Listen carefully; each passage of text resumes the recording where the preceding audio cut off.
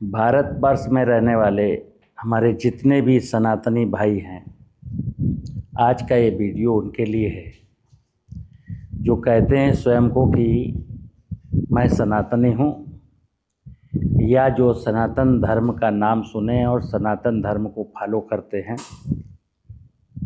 उसके बावजूद भी उनके जीवन में कोई खुशियाँ नहीं हैं। मैं मित्र अक्सर कहता हूँ कि जब भी कोई विषय मेरे जीवन में आए तो उस विषय की सही जानकारी होगी, तभी आप मंजिल तक पहुँच पाएंगे। ये सनातन धर्म जीवन की वह सच्चाई है, सनातन धर्म जीवन की वह कड़वी सच्चाई है कि अगर एक बार आपने इसे आत्मसात कर लिया तो आपके पूरे जीवन में आनंद रहेगा और मरने के बाद आपको मोक्ष अवश्य मिलेगा, मेरी गारंटी है। लेकिन सनातन के नाम पर जो सनातन का मीठा झूठ है, अगर वो आप सुनते रहे तो आप इस जीवन में भी दुखी रहेंगे और मरने के बाद आपको मोक्ष नहीं मिलेगा। आपके परिवार में भी कोई आनंद का वातावरण नहीं आ सकता। दरअसल दुनिया ने आज के बहुत साल पहले से जो सनातन की सच्चाई है उस पर पर्दा डाला हुआ है, और पर्दा इसलिए डाला हुआ है कि सनातन के नाम पर बिजनेस करने वाले लोग ये कभी नहीं चाहते कि दुनिया में कोई भी व्यक्ति सनातन के सत्य को जाने। हाँ, सनातन के नाम पर छोटे छोटे चुटकुले, छोटे छोटे झुनझुने पकड़ा दिए गए हैं कि बजाओ बेटा, वही हम कर रहे हैं। मैं स्पष्ट कर दूं कि गलतियां क्या हुई हैं और झूठ क्या है। यहाँ मैंने लिखा है श्री राम और रामायण। श्री राम और रामायण ये सनातनी है, लेकिन ये सनातन नहीं है। और जो लोग श्री राम को, रामायण को मानते हों, पूजा करते हों, उनसे एक अनुरोध है कि राम इसलिए अवतार नहीं लिए थे कि फिर उनको ही लोग मूर्तियां बना करके, कैलेंडर बना करके उनके आगे अगरबत्ती जलाएंगे या राम नाम की माला जपेंगे। राम और रामायण कहती है कि रामायण में और राम और रामायण की जो पूरी कहानी है उसमें जितने भी पात्र हैं उनमें से कोई एक पात्र सेलेक्ट कर लीजिए, कोई भी पात्र खराब नहीं है। आज कलयुग के हिसाब से हम यहाँ तक कहते हैं कि आप इस रामायण में रावण को विलेन दिखाया गया है, जिसको हर साल हम लोग जलाते हैं। और मैं कहता हूँ कि अगर भारतवर्ष का हर व्यक्ति रावण ही बन जाए ना, तो ये धरती स्वर्ग हो जाए। तो राम सनातन नहीं है, राम सनातनी है, लेकिन राम सनातन नहीं है। राम अगर आपको अच्छे लगते हैं तो राम का चरित्र धारण करिए, सीता बनिए, लक्ष्मण बनिए, भरत बनिए, शत्रुघ्न बनिए, माता कौशल्या बनिए, सुमित्रा बनिए, मांडवी बनिए, श्रुतकीर्ति बनिए, उर्मिला बनिए। फिर रामायण पढ़ने की ज़रूरत नहीं है, ना राम की पूजा करने की ज़रूरत है। लेकिन अगर हम अपनी मर्जी से जीवन जी रहे हैं, लालची हूँ, स्वार्थी हूँ, लोगों को लूटता हूँ, ठगता हूँ, कुकर्म करता हूँ और राम नाम की माला जपता हूँ और रामायण पढ़ता हूँ, तो फिर बेटा पढ़ते रहिए। पूरी ज़िंदगी जन्म जन्मांतर बीत जाएंगे, लेकिन तुमको कुछ भी नहीं मिलेगा, कुछ भी। यही हाल श्री कृष्ण का है। श्री कृष्ण एक वो पर्सनालिटी हैं जिन्होंने धर्म जब विलुप्त हो रहा है, अधर्म का बोलबाला बढ़ रहा है, सत्य खत्म हो रहा है, असत्य का बोलबाला बढ़ रहा है, तो धर्म एवं सत्य की स्थापना के लिए श्री कृष्ण ने एक कर्म किया और सुन लेना, उस समय के जितने भी राजा महाराजा थे, भगवान जाने वो किसकी पूजा, शायद वो राम की पूजा करते रहे होंगे, शिव की पूजा करते रहे होंगे। धृतराष्ट्र, उनके 100 पुत्र कौरव और 5 पांडव पुत्र, इनकी जो मैं गीता में बहुत सारा ढेर सारा विषय है, इनका जन्म, फिर गुरुकुल जाना, फिर कौरवों के द्वारा इनको ज़मीन का टुकड़ा न देना, बहुत सारी घटनाएं, उनका कोई मोल नहीं है। गीता में मोल केवल एक व्यक्ति का है, श्री कृष्ण का। कि देखिए कि कैसे उन्होंने धर्म की और सत्य की स्थापना के लिए कुरुक्षेत्र में महाभारत करा करके और एक न्याय की प्रक्रिया को, एक व्यवस्था को जन्म दिया। तो गीता पढ़ने वाले, श्री कृष्ण की माला जपने वाले, व्यभिचार करते हैं, कुकर्म करते हैं, लोगों को लूटते हैं, यानी नीयत अच्छी नहीं है, तो आपको गीता और श्री कृष्ण कुछ भी नहीं दे पाएंगे। मर्यादा पुरुषोत्तम भगवान राम के सेवक हैं हनुमान जी। आज ढेर सारे लोग हनुमान के भक्त हैं, चोला चढ़ाते हैं, बजरंग बली के यहाँ जाते हैं। हनुमान का चरित्र तो पढ़िए, हनुमान के सिर्फ 2 चरित्र पढ़िए। एक तो ब्रह्मचारी है, पहला, आप ब्रह्मचारी मत बनिए, गृहस्थ जीवन में रहिए, लेकिन जो अगल बगल में ताका झांकी वो तो बंद करिए कम से कम, वो आप करते हैं। और बजरंग बली के भक्त हैं, ऐसे में बजरंग बली आपको वरदान तो नहीं देंगे, एक गदा जरूर मार देंगे। दूसरा, बजरंग बली हनुमान जी कहते हैं, राम काज कीन्हे बिना मोहि कहाँ विश्राम। मैं राम का काम जब तक नहीं कर लेता मैं विश्राम नहीं करूँगा। और आपके स्वामी कौन है? हनुमान जी के तो स्वामी राम हैं। और हनुमान जी का जो भक्त है, मैं उससे पूछता हूँ तुम्हारा स्वामी कौन है? स्वामी तो कोई नहीं है आपका, तो तुम हनुमान का भक्ति क्यों करते हो, हनुमान का चालीसा क्यों पढ़ते हो?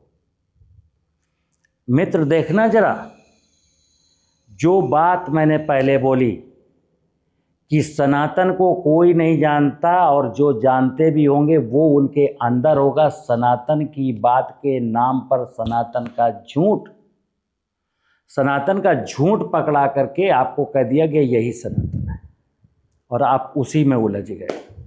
इसीलिए जीवन में आपकी खुशियाँ नहीं हैं। कुछ भी कर लीजिए, जीवन में खुशियाँ नहीं हैं, क्योंकि यहाँ कोई भी व्यक्ति ये नहीं कहता कि हनुमान जी राम के सेवक थे और राम को अगर मैं शंकर मानता हूँ, राम को अगर मैं भगवान का अवतार मानता हूँ, तो ये कोई नहीं कहता कि आपको भगवान का काम जब तक ना हो जाए तब तक चैन की नींद नहीं सोना। राम को हम भगवान का अवतार मानते हैं, कृष्ण को भगवान का अवतार मानते हैं, तो समझना हनुमान जी राम के सेवक हैं, यानी भगवान के सेवक हैं। और उन्होंने कहा राम काज कीन्हे बिना मोहि कहाँ विश्राम। बस यही आपका धर्म है। और ये धर्म जानने के लिए इतिहास में जितने भी शब्द हैं, राम हैं, कृष्ण हैं, गणेश हैं, शिव हैं, माता पार्वती हैं, ब्रह्मा हैं, नारद हैं, जितने भी नाम आप ले लेंगे उसमें कुछ नाम तो ऐसे हैं जिन्होंने मनुष्य के रूप में कभी अवतरण ही नहीं लिया, और कुछ लोग मनुष्य रूप धारण करके आए। तो हमें वो कहानी जाननी है ना, इसमें कौन सा रूप कैसा है, वो किस लिए आया, अगर धरती पर आया तो क्या संदेश दे के चला गया। तो वहां पर एक है, जैसे गणेश जी हैं। अब मैं स्पष्ट बता दूं, आप सोचते होंगे गणेश जी क्या है, यहाँ जानते हो क्या है? गणेश एक नहीं है, इस धरती पर लाखों लोग गणेश हो सकते हैं, करोड़ों लोग गणेश बन सकते हैं, और नहीं तो पूरी की पूरी धरती कार्तिकेय से पट जाएगी। मैंने इस पर कई बार बोला है गणेश का मतलब यहाँ है कि वह व्यक्ति जो ज्ञानी है, इसलिए कहा गया है कि ब्रह्मा की, विष्णु की, महेश की पूजा बाद में करना, पहली पूजा गणेश की करना। गणेश स्थापना के बिना कोई पूजा स्वीकार नहीं है। गणेश का मतलब यहाँ पर है ज्ञान। बात शुरू होती ज्ञान से, लेकिन ज्ञान है क्या? मैंने यहाँ लिखा है कि जीवन में आनंद चाहिए तो किसी भी व्यक्ति को, किसी भी राष्ट्र को, किसी भी इलाके को, मैं अगर हिंदुस्तान की बात करूं कि हिंदुस्तान, भारतवर्ष के हर व्यक्ति को अगर आनंद चाहिए तो यहाँ पर हिंदुस्तान में जो लोग सत्ता में हैं उनको ये ज्ञान होना चाहिए कि वास्तव में, क्योंकि एक मुखिया है व्यक्ति जो राज्य का मालिक है, जिले का मालिक है, देश का मालिक है, दुनिया का मालिक है, यूनाइटेड नेशन कई सारे कंट्रियों का मालिक है, तो उसको तो पता होना चाहिए कि ज्ञान क्या है, क्योंकि ये सारी व्यवस्था मनुष्य के जीवन में आनंद लाने वाली है। सिस्टम का उद्देश्य है कि हर व्यक्ति के जीवन में मुस्कान हो, और एक व्यक्ति का कर्तव्य है कि मैं और मेरे परिवार में आनंद का वातावरण हो। पहले मेरे जीवन में आनंद हो, फिर मेरे परिवार में आनंद हो, फिर मैं जहाँ रहता हूँ उस समाज में आनंद हो। तो आनंद जब भी चाहिए, खुशियाँ जब भी चाहिए, सुख जब भी चाहिए, शांति जब भी चाहिए, तो ध्यान रखना ये सुख, ये शांति, ये आनंद का जो रास्ता है वो ज्ञान से हो कर के निकलता है। अगर ज्ञान हमको नहीं है तो फिर मैं लिख के दे रहा हूँ कि आप सनातन के नाम पर, धर्म के नाम पर, और पूरी दुनिया में जितने भी प्रकार के मज़हब हैं और जितने भी धर्म गुरु हैं, और धर्म गुरुओं ने चाहे को जो कुछ अपने अपने आवाम को सिखाया हो, ये धर्म गुरु भी मतलब अज्ञानी हैं और पूरी आवाम भी अज्ञानी। और इसका सबूत है कि पूरी दुनिया संघर्षों में जूझ रही है, पूरी दुनिया बीमार है, पूरी दुनिया लड़ रही है। सब लोग जो है ना, किसी के जीवन में खुशियाँ नहीं। उसका कारण है कि इस युग में, कलयुग में तो ज्ञान गया भाण में, शांति गई भाण में, सुख गया भाण में। एक ही चीज़ दिखा दी गई है, कागज़ का नोट होगा तो आपकी लोग पूजा करेंगे। तो सारी दुनिया कागज़ के नोट के लिए भटक रही है। ऊपर से लेके नीचे तक हर व्यक्ति, हम यहाँ धर्म गुरु जो शब्द बार बार बोलते हैं, धर्म गुरु भी कागज़ के नोट के पीछे भटक रहा है। और पहले बताया कि कागज़ का नोट मिलता रहे, इसीलिए सत्य नहीं बताया जा रहा है। सत्य से बहुत दूर ले जा कर के आपको खड़ा कर दिया गया। कई लोग ऐसा बोल सकते हैं, बोलते ही हैं, केवल तुम ही सत्य जानते हो। हमने कहा ना, सत्य बहुत सारे लोग जानते होंगे, लेकिन सत्य बोलने की जो हिम्मत है ना, प्रश्न केवल ये, सत्य बहुत से लोग जानते हैं। दो रीजन है कि सत्य जानने वाले के दिमाग में एक लालच है, एक स्वार्थ है, इसलिए सत्य नहीं बोलता। और कई बार स्वार्थ लालच नहीं है, लेकिन उनको भय है कि कहीं कोई विरोध ना करे, मेरा मर्डर ना करवा दे, मेरा ये ना कर दे, इसलिए सत्य नहीं बोलते।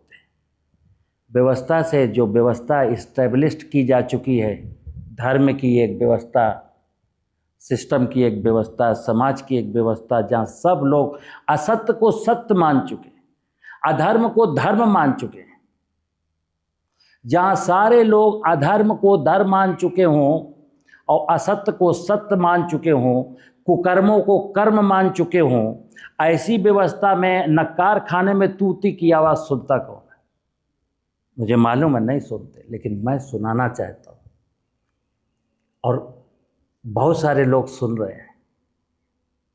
चलिए, मेरा मतलब केवल इतना है कि आपके जीवन में जो व्यक्ति ज्ञानी होगा, उसके जीवन में कभी कोई ना भ्रम होगा, ना भय होगा, ना अभाव होगा। और जिसके जीवन में भय, भ्रम, अभाव नहीं होता वही जीवन आनंद में बिता सकता है। बकाया तो मृग मारीचिका की तरह जब से जन्म लिया, जब से होश संभाला, 99 के चक्कर में पूरी जिंदगी गुजार दी। जिंदगी ही नहीं पता थी जिंदगी होती क्या है। लास्ट में क्या हुआ कि 10 करोड़ का मालिक सड़क पे मरा डला है, ना जिया, ना किसी को जीने दिया। ऐसी जिंदगी किसको किसको चाहिए। तो मैं अगर बाई हार्ट कोई सोचेगा तो कहेगा नहीं, हमको तो हंसती मुस्कुराती ज़िंदगी चाहिए। तो हंसती मुस्कुराती ज़िंदगी जिसको चाहिए उसको ये विषय समझना है,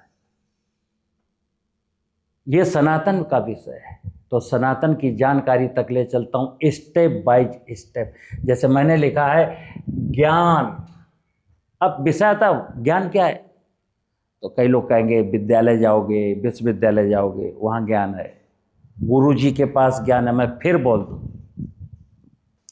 दुनिया में आज की तारीख पर, पहले था कभी, त्रेता युग में था, द्वापर युग तक ये व्यवस्था थी कि कुछ लोग थे जो आपको ज्ञान दे सकते थे। कलयुग में तो नहीं है व्यवस्था, मैं लिख के दे रहा हूं। और जो ज्ञान देने वाले थे ना, जो रियल में जो ज्ञानी थे, वो इस समाज से इतना ऊब गए, उन्होंने इस समाज के बीच में रहना ही स्वीकार नहीं किया। वो चले गए कंदराओं में, हिमालय में, नैमिषारण्य में, चित्रकूट में, जंगलों में, एकांतवासा, झगड़ा न झांसा, कौन लफड़े में पड़े, और वहीं अपना प्रभु का भजन कर रहे हैं। वो आनंद में हैं। वो क्या है, ये वाले लोग हैं, ज्ञानी तो हैं, लेकिन उन्होंने कहा क्या इन इतने बड़ी भीड़ में, अज्ञानियों के बीच में मैं किसको सुनाऊं, कौन सुनेगा, इसलिए छोड़ो यार, चलते हैं एकांत में, प्रभु में रमते हैं। चले गए। प्रतिभा पलायन, यानी कि उस व्यक्ति को समाज में रह करके कुछ देना चाहिए था, नहीं दिया, चला गया। क्यों? कौन इनसे मगजमारी करे। यही मैं भी अक्सर सोचता हूँ और अक्सर मगजमारी करता हूँ, लेकिन मैंने संकल्प लिया है कि मैं ये मगजमारी करूँगा आपकी खुशियों के लिए, समाज की खुशियों के लिए, विश्व शांति के लिए। है कुछ नहीं। सनातन धर्म का अभी वर्तमान का जो स्वरूप है, इतने आडंबर, इतने कन्फ्यूजन है कि गजब के कन्फ्यूजन है। मैं बिल कन्फ्यूजन दूर करता हूँ। मैंने कहा भ्रम की स्थिति में मत रहिए। तो मुझे ज्ञान समझना, ज्ञान क्या है? ज्ञान का मतलब है सत्य की वास्तविकता। अभी असत्य में जी रहा हूं, सत्य की वास्तविकता ही ज्ञान है। जिसको सत्य की जानकारी हो जाए वही व्यक्ति ज्ञानी है। लेकिन सत्य के ऊपर तो असत्य की चादर डाल दी गई और दुनिया से कहा गया यही ज्ञान है। देख, सत्य के ऊपर एक प्यारी सी, किसी ने सत्य के ऊपर भगवा रंग की चादर डाल करके लिख दिया यही सत्य है। किसी ने सत्य के ऊपर हरी रंग की चादर डाल करके लिख दिया यही सत्य है। इस प्रकार का किया गया है। और मैं क्या कहता हूं, चद्दर को हटा दीजिए। हमारे और सत्य के बीच में जो गैप है ना, जो आवरण चढ़ाए हैं लोगों ने, जो सत्य को ढका है, सनातन को ढका है, धर्म को ढका है, पूजा को ढका है, साधना की और पूजा की, धर्म की, यज्ञ की अनगिनत परिभाषाएं गढ़ दी। वहां कुछ कुछ है, कुछ कुछ अच्छा है, लेकिन कंप्लीट सत्य नहीं कि मैं यज्ञ किस लिए कर रहा हूं, मैं पूजा किस लिए कर रहा हूं और किसकी कर रहा हूं, कैसे कर रहा हूं। बस एक झुंझुना पकड़ाया गया, ऐसा करने से पूजा होती है, ऐसा करने से भगवान खुश होता है। रियलिटी में भगवान को कोई खुश करना ही नहीं चाहता। अपनी खुशियों के लिए, और कौन सी खुशियाँ? भौतिकता की खुशियाँ, शारीरिक सुख की खुशियाँ, ये प्राप्त करने के लोग भगवान के दरबार में जाते हैं, काल्पनिक भगवान के दरबार में जाते हैं। पूरी दुनिया के लोग गॉड के पास, अल्लाह के पास, ईश्वर के पास, अपनी खुशियों के लिए, अपनी ज़रूरतों के लिए। वो ये समझ ही नहीं पाते धर्म की ओरिजिनलिटी क्या। चलिए, तो ज्ञान का मतलब है सत्य की वास्तविकता का पता होना, और बिल्कुल सरल है। सत्य क्या है? सत्य एक ही है संसार में। सत्य का मतलब है भगवान ही सत्य है, भगवान ही सत्य है, भगवान ही सत्य है। भगवान के अलावा और इस संसार में कोई दूसरा सत्य है ही नहीं। लेकिन यहां फिर उलझाया लोगों ने, जैसे मैं बोल रहा हूं भगवान ही सत्य है, लेकिन अब आप जो व्यक्ति बहुत ढंग से नहीं सुनेगा, नहीं समझेगा, तो क्या समझेगा कि कौन सा भगवान? राम भगवान, कृष्ण भगवान, शिव भगवान, विष्णु भगवान, ब्रह्मा भगवान, सूर्य भगवान, कौन सा भगवान? हनुमान भगवान, गणेश भगवान, गायत्री जी, दुर्गा जी, पार्वती माता, वैष्णो माता, कलकत्ता वाली। क्या मैंने बोला, अपना अपना फ्रेंचाइजी ले लिया लोगों ने। तो हम भगवान को जानना है और भगवान को मानना नहीं है। अभी क्या हुआ, किसी ने कहा ये गणेश भगवान है, किसने कहा? किसी ने कहा होगा ये गणेश जी की मूर्ति, उसको कहा गणेश भगवान। आपको अगर ये कोई बताता नहीं और पीतल की मूर्ति होती तो उसको उठा के घर ले आते, सजा लेते। लेकिन अब किसी ने कहा ये गणेश भगवान, हनुमान भगवान, राम भगवान, कृष्ण भगवान, शिव भगवान, ब्रह्मा भगवान, विष्णु भगवान। आपने मान लिया।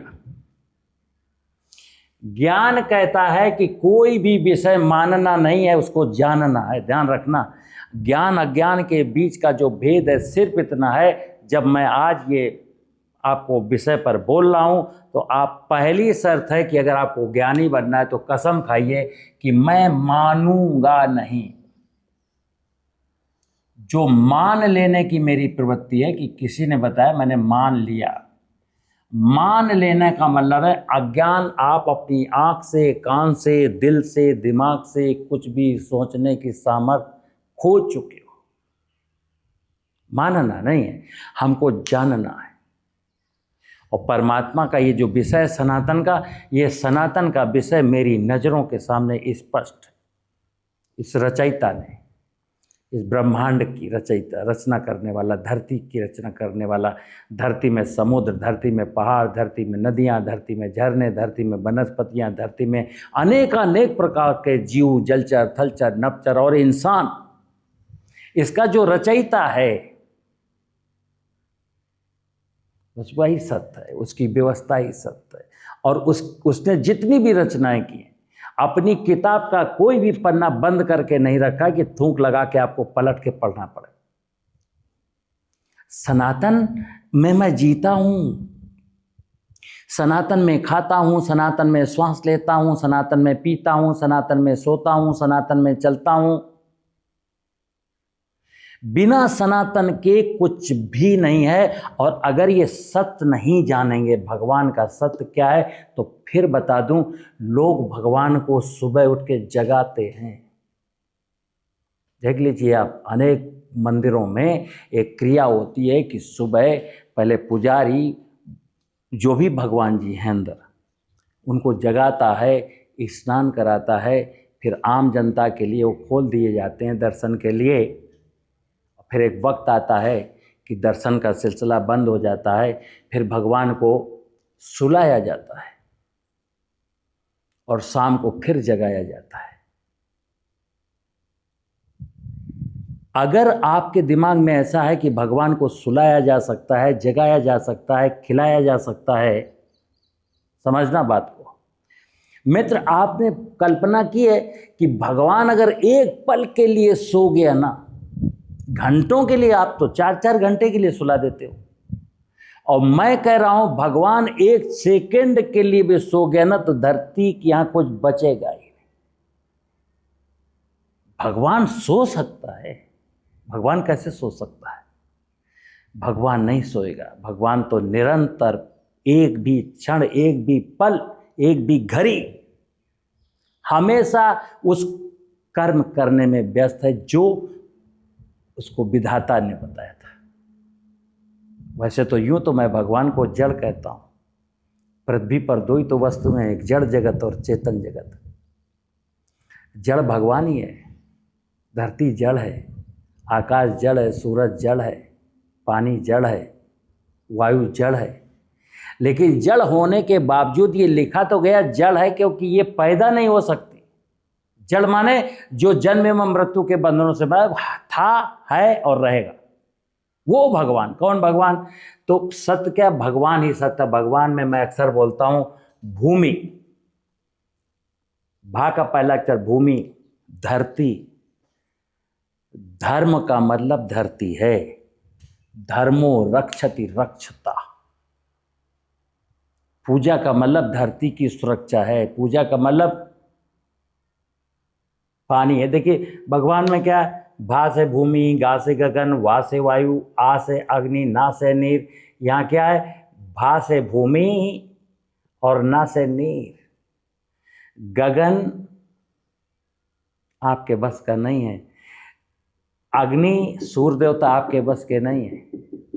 लेकिन जो वायु देवता है, यहाँ ये वायु देवता का संबंध वनस्पतियों से जुड़ता है। ध्यान रखना, वायु देवता, वायु और वनस्पति। वनस्पति का मतलब है माता पार्वती। सुन लेना, मैं इसकी पूरी कहानी बता दूँ। कुल मिला के पंच महाभूत, इसको क्या कहते हैं? पंच महाभूत। भगवान का ये, किसी भी व्यक्ति को दुनिया के अगर भगवान नाम से नफरत है तो मैं कर मत कहिए भगवान। पंच महाभूत तो कह सकते हैं।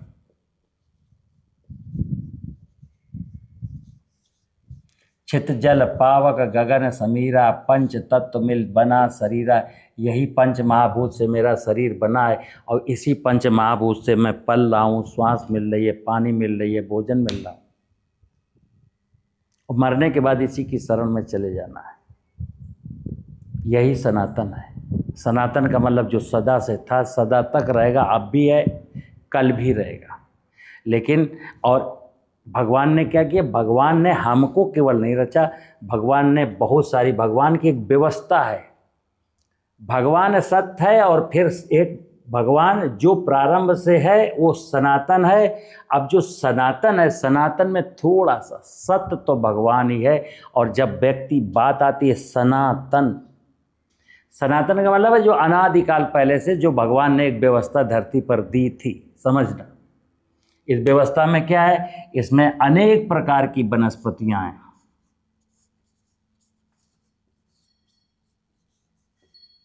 अनेक प्रकार की वनस्पतियां हैं और अनेक प्रकार के जीव जंतु हैं।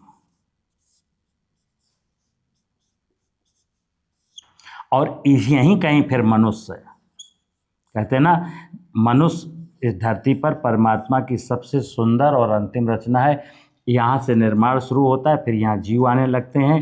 पहले वनस्पति, छोटी वनस्पति, फिर छोटा जीव, फिर बड़ी वनस्पति, बड़ा जीव, फिर ऐसे रचते रचते लास्ट में जा करके क्या होता है कि मनुष्य आ जाता है।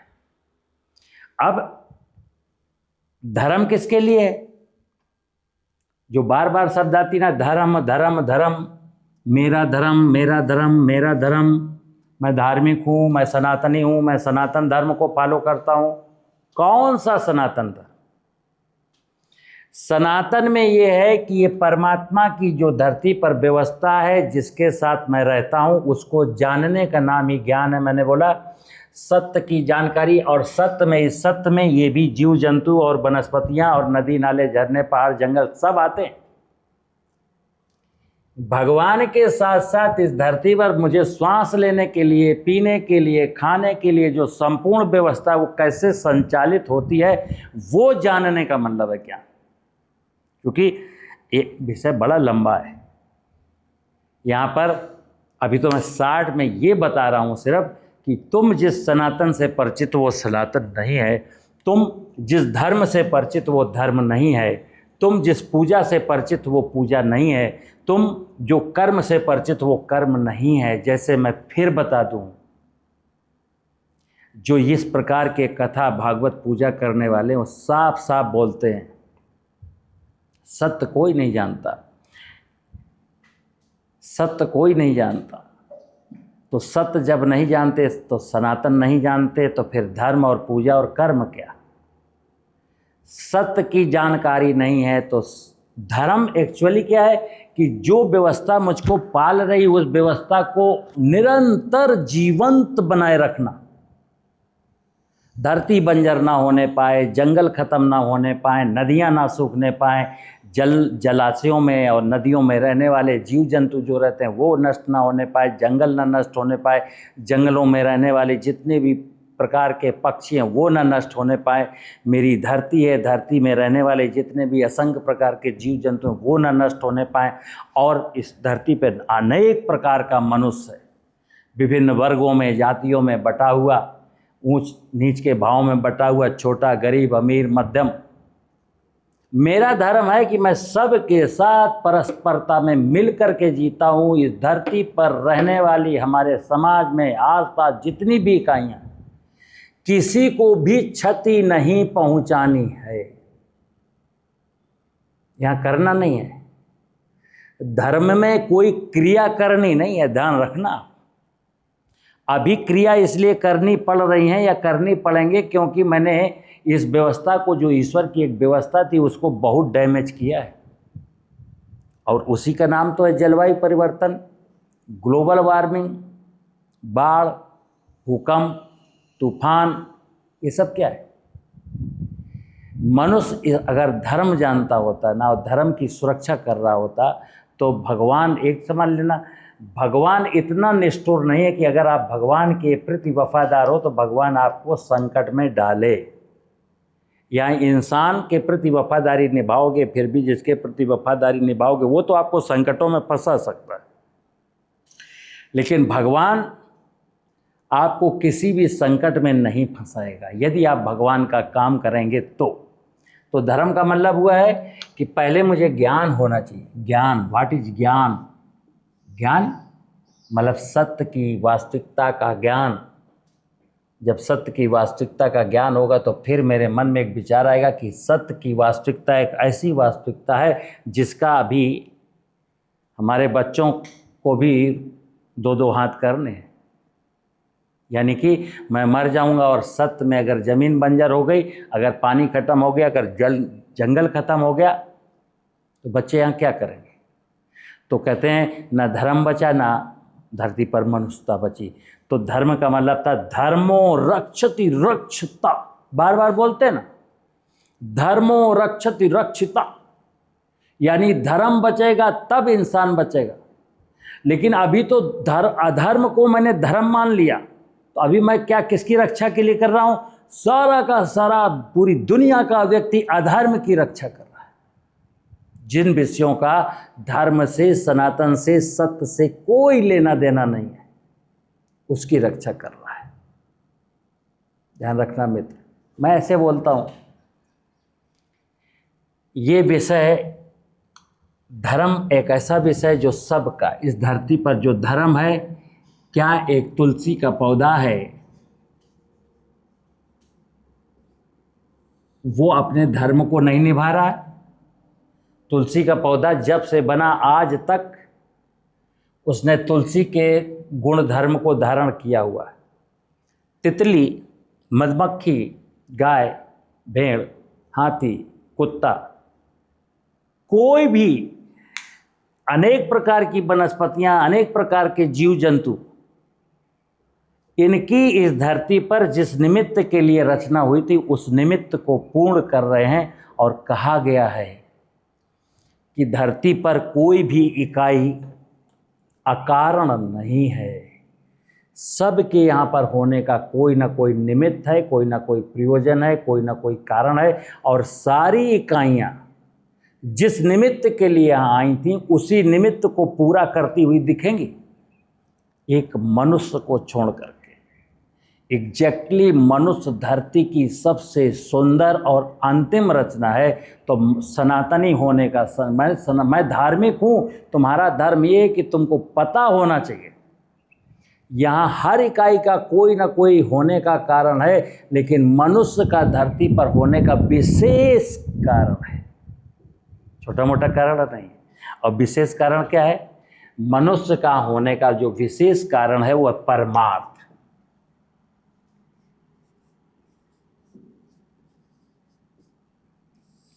परमार्थ के कारणे साधुन धरो शरीर। ये मनुष्य का जन्म ही परमार्थ के लिए हुआ था।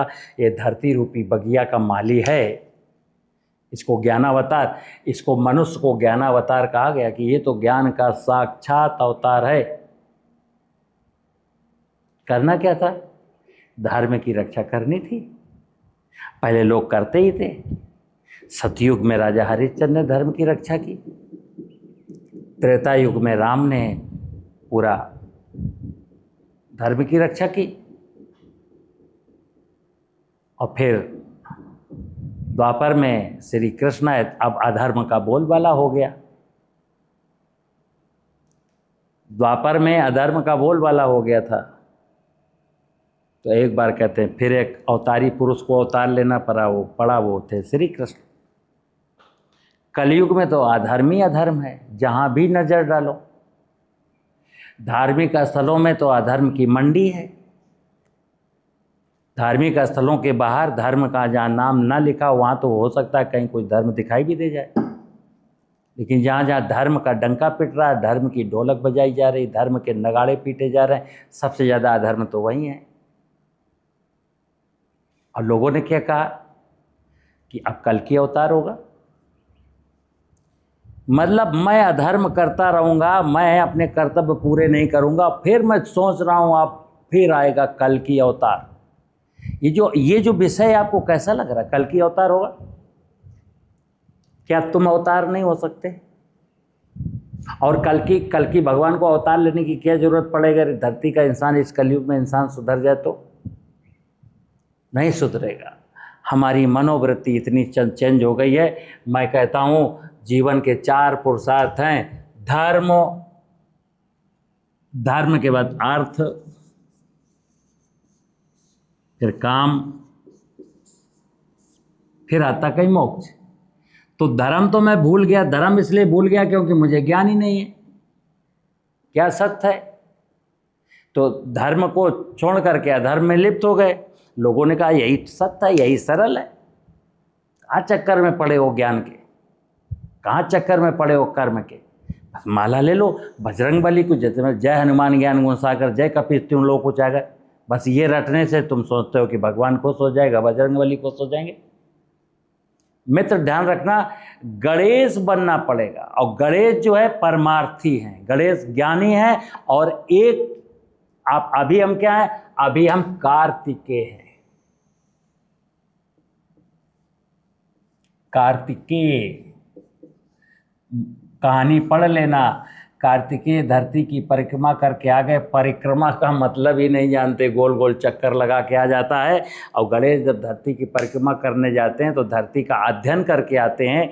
जब सवाल जवाब होते हैं धरती के बारे में तो कार्तिकेय को कुछ नहीं पता, गणेश जी सब कुछ बताते हैं। तब लोगों ने कहा इंसान से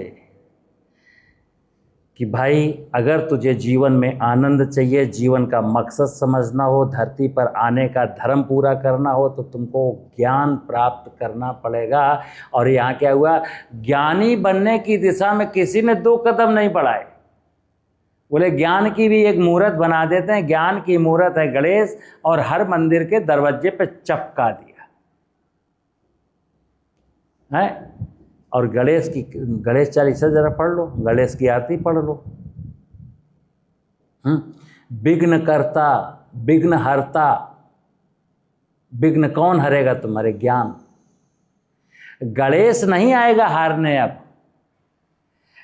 गणेश माने ज्ञान, विघ्न हरता जो है वो गणेश माने ज्ञान। ज्ञान ही विघ्नों को हरण करने वाला है। और ये ज्ञान हमको क्यों मिलता क्यों नहीं है? ये ज्ञान हमको मिलता क्यों कि नहीं? इसलिए नहीं है सिर्फ क्योंकि इस दुनिया में सबसे ज्यादा बोलबाल है धन का। किसी भी व्यक्ति के घर का एक लड़का अगर ज्ञानी बन जाए परमार्थ का काम करने लगे, परमार्थ का। किसी का लड़का, किसी की लड़की, एक खूबसूरत संतान जिसके अंदर ज्ञान है, और अगर वो परमार्थ का काम करने लगे, उसी के मम्मी पापा क्या कहते हैं, पागल हो गया क्या, तुझको मैंने इसलिए पैदा किया था क्या, हैं? ये नहीं कि कुछ काम कर, कुछ कमा, कमा कमा कमा, ला धन बटोर के, कैसे भी ला, ये नहीं हाउ ला। और जो ज़्यादा धन बटोर के लाएगा वही सुपुत्र कहलाएगा, वही इस संसार का हीरो कहलाएगा, और वही सक्सेस पुरुष कहलाएगा। अगर कोई व्यक्ति धन कमा के नहीं लाता है, जीवन चलाता है, सिर्फ किसी का गला नहीं दबाता, उस पर लोग हंसते हैं।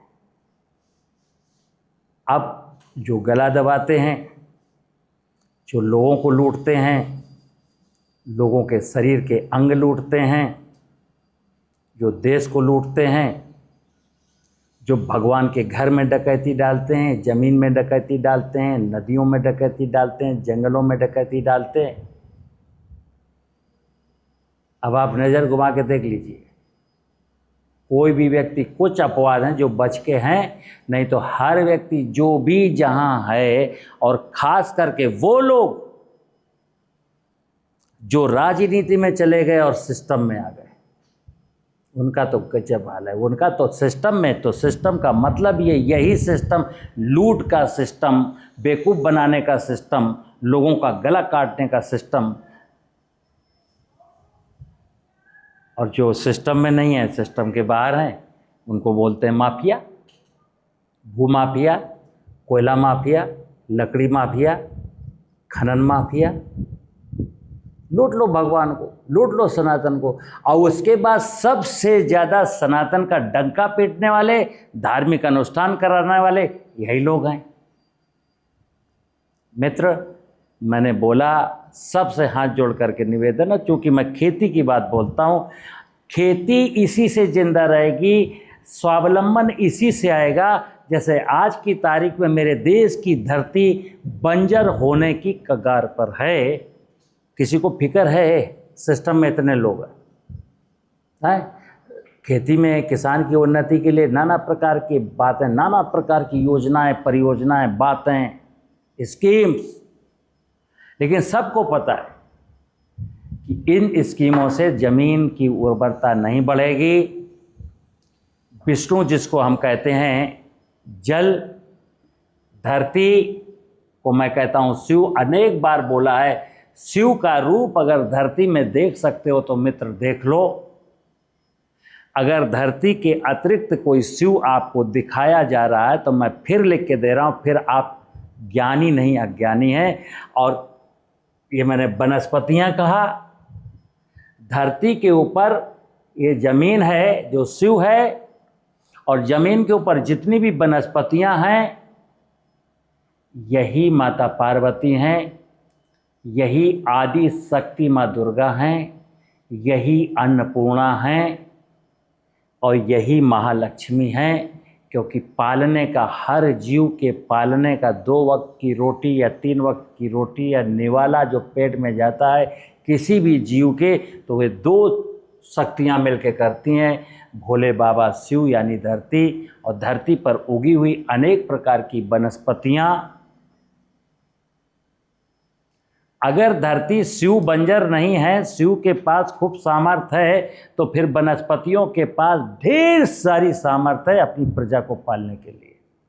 लेकिन एक पढ़ा लिखा व्यक्ति, खुराफाती व्यक्ति, अपने लालच के लिए, धन के लालच के लिए जमीन को बंजर बनाया, वनस्पतियों को लूटा, नदियों को लूटा, और उनको देख देख करके पूरा का पूरा समाज यही लग गया। जब हम नेचुरल फार्मिंग की बात करते हैं तो मैं बार बार कहता हूँ कि नेचुरल फार्मिंग एक बहुत बड़ा धर्म है, बहुत बड़ा कर्तव्य है। सनातन की जानकारी जिसको नहीं है वो नेचुरल फार्मिंग नहीं कर सकता। खेती का मूल भाव है सर्वे भवन्तु सुखिनः सर्वे सन्तु निरामया। यही परमार्थ है। हे ईश्वर, हे भगवान, हे माता पार्वती, मैं ऐसा चाहता हूँ कि दुनिया का हर व्यक्ति, हर जीव सुखी रहे और निरोगी रहे। यही सनातन है, यही धर्म है, यही पूजा है, यही कर्तव्य है। अब मूल कर्तव्य तो करते नहीं, मूल जानकारी ही नहीं। सुबह स्नान करके लोटा लिया, जल लिया, शिवलिंग में से ओम नमो शिवाय, किसी ने दूध डाल दिया, किसी ने बेलपत्र डाल लिए, ओम नमो शिवाय। कोई बजरंगबली के मंदिर जा पहुंचा, कोई शिव जी के मंदिर जा पहुंचा, कोई कहीं जा पहुंचा, कोई मस्जिद जा पहुंचा, कोई वहाँ जा पहुंचा, और बस इसी को लोगों ने, चूंकि इसी को बताया गया यही धर्म है और मैंने इसी को धर्म मान लिया। हमको भी आसान लगा यार, मेड़ बनानी नहीं, पेड़ लगाना नहीं, कुछ भी नहीं करना, बड़ा आसान है। सुबह नहाता तो था ही, और आज नहा करके लोटा लिया, जल लिया, चला गया। मुसलमान भाई बोला क्या करना है, एक टोपी लगाए चले जाते हैं मस्जिद और नमाज पढ़ के आते हैं। ईसाई लोग बोला कि भाई चले जाते हैं गिरजाघर या जहाँ भी उनका चर्च वर्च होता है, वहाँ जा कर के कैंडल जला लेते हैं। अब कैंडल जलाना और नमाज पढ़ना और घंटी बजाना और ये जो करिए, मैं मना नहीं करता, करिए, कैंडल भी जलाइए, नमाज भी पढ़िए, मंदिर में घंटी भी बजाइए, लेकिन धरती को कैसे खुश रखा जाएगा, नदियों का प्रवाह कैसे बना रहेगा, वर्षा कैसे होती रहेगी, 2 वक्त की श्वास लेने के लिए ऑक्सीजन कैसे मिलेगी, ये कौन सोचेगा। यही सोचने के लिए मनुष्य आया था धरती पर। और नहीं, परमात्मा को क्या जरूरत थी, ना पैदा करता मनुष्य, सारी धरती अपने आप बेहतरीन थी। लेकिन नहीं, उसने कहा कि मनुष्य मेरी सबसे सुंदर कृति है, इसको भेजता हूँ, ये सबसे सुंदर काम करेगा। अब मुझे रोज़ रोज़ कोई हथौड़ी बसौला ले करके रिपेयरिंग नहीं करनी पड़ेगी। मनुष्य है, इस धरती को जैसा देखा है उसने वैसे ही खूबसूरत बना के रखेगा। यही सनातन धर्म है, यही ज्ञान है।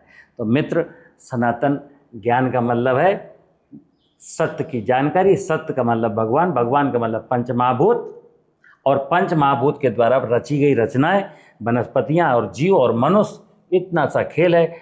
पंचमहाभूत, वनस्पतियाँ, जीव जंतु, मनुष्य, इन सब की खुशियाँ, पंचमहाभूत कैसे खुश रह सकते हैं, सुरक्षित कैसे रह सकते हैं, वनस्पतियाँ कैसे सुरक्षित रह सकती हैं, जीव जंतु कैसे सुरक्षित रह सकते हैं, और मनुष्य के जीवन में मुस्कान कैसे आ सकती, इतना सा विषय, इसके अलावा कोई विषय नहीं है संसार में। और जिसको ये विषय नहीं आता, फिर वो फिजिक्स में PhD है, रसायन शास्त्र में PhD है, भूगोल में PhD, बना रहो PhD। 4 विषयों में PhD करने वाले भी के जीवन में भी आनंद नहीं है। तो इससे तो पता चल गया कि इस शिक्षा वाली व्यवस्था में तो ज्ञान नहीं है, शिक्षा वाली व्यवस्था में तो दुख है। शिक्षा वाली व्यवस्था एक ही चीज़ देती है, हाउ टू अर्न मनी। जाइए, अगर शिक्षित हो, नौकरी लग गई है, कुछ भी करना तो जाओ, कैसे लूटोगे।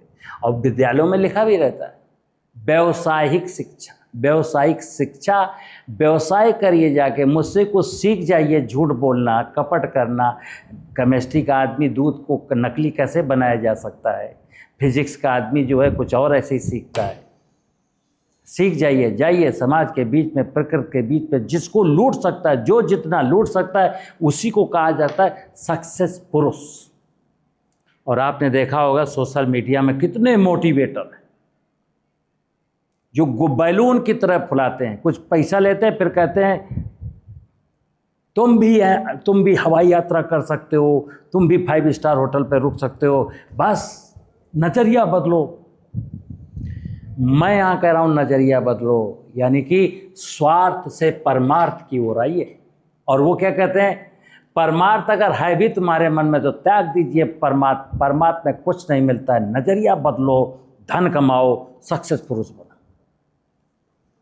ध्यान रखना मित्र, धरती के हर इंसान के लिए बात है। अब कुछ लोग हमारे ही देश में हिंदी नहीं समझते हैं, विदेशों में तो बिल्कुल हिंदी नहीं समझते हैं, कुछ लोग उर्दू समझते हैं। तो जो हिंदी भाषी लोग हैं उनसे निवेदन करता हूँ, क्योंकि मैं उर्दू नहीं बोल सकता, अंग्रेजी नहीं बोल सकता, उड़िया नहीं बोल सकता।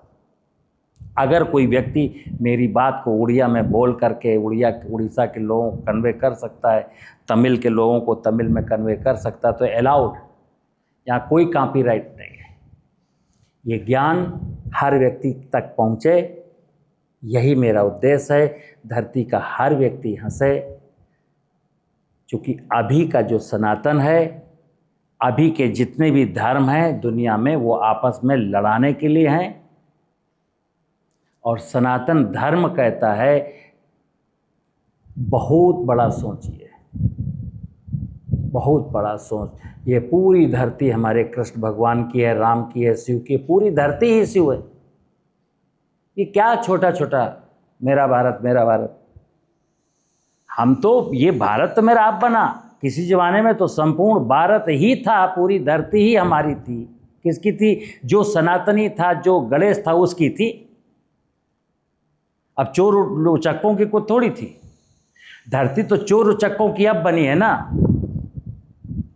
उसने वहाँ कब्जा कर लिया, अलग देश बना लिया, उसने वहाँ कब्जा कर लिया, अलग देश बना लिया, मूल निवासियों को मार मूर के भगा दिया।